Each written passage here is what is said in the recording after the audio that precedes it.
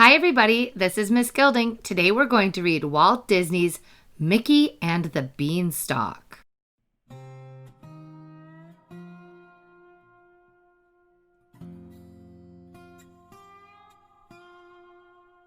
A long time ago, there were 3 friends called Mickey, Donald, and Goofy. They were very poor. All they had was an old cow and a jar of beans. One day, there was just one bean left in the jar. "We're down to our last bean," said Mickey. "I hate beans," said Donald. "Beans are better than nothing," said Mickey. "What do we eat now?" said Goofy. "I'm hungry." Mickey looked out the window. He saw the old cow. "I know," said Mickey. "We can sell the cow." So Mickey went off with the cow. He was going to sell her and buy some food. "Remember," called Donald, "no beans." On his way to town, Mickey met an old woman. "I'll trade you 3 beans for that cow," said the old woman. "Beans for a cow?" cried Mickey. "Never!" "These are not just any beans," said the old woman. "They are magic beans." Now, Mickey would never have traded the cow for just any beans, but magic beans were different. So Mickey took them and gave her the cow.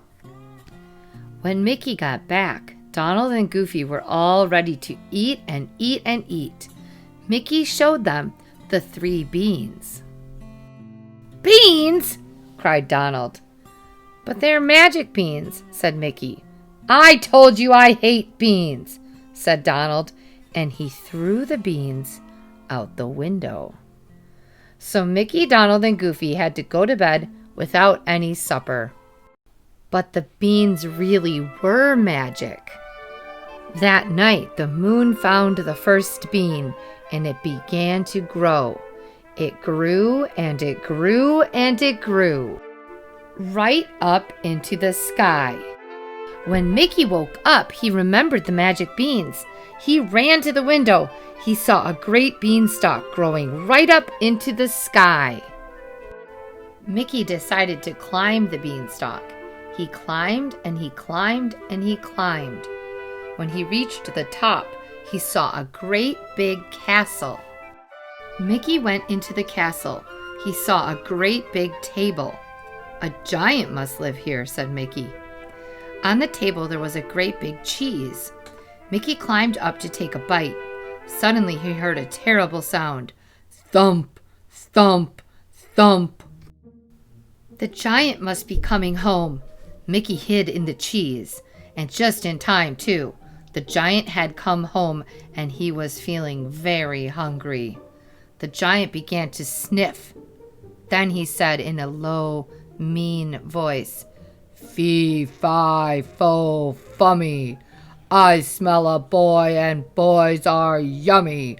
I'll roast that boy and fill my tummy." The giant looked all around. He looked in his sandwich. He looked in his mug. He was just about to look in his cheese. Then he saw his bags of gold. "Ah, my gold," said the giant. He liked his gold even more than he liked to eat, so he decided to count it. But soon the giant's head began to nod, and soon the giant's eyes began to close, and soon the giant began to snore. Mickey jumped out of the cheese and grabbed a bag of gold. He ran to the beanstalk and dropped the bag of gold. Then he climbed down the beanstalk as fast as he could go. When Mickey reached the ground, there were Donald and Goofy catching the gold pieces. "You won't believe this, Mickey," said Goofy. "It's raining gold," said Donald. "No, it isn't," said Mickey. "I found the gold at the top of this." But when he looked back, the beanstalk was gone. That night, the moon found the second bean, and it began to grow too. When Mickey woke up, there was another beanstalk, so he climbed it. Mickey went inside the castle. He hid in the oven, and just in time, too. Thump, thump, thump. The giant was coming home. The giant was feeling very grumpy about losing his bag of gold. He began to sniff and say, "Fee, fi, fo, fummy. I smell a boy and boys are yummy. I'll roast that boy and fill my tummy." The giant looked all around. He looked in his stewing pot. He looked in his teapot. He was just about to look in his oven. Then he saw his hen. "My hen!" cried the giant.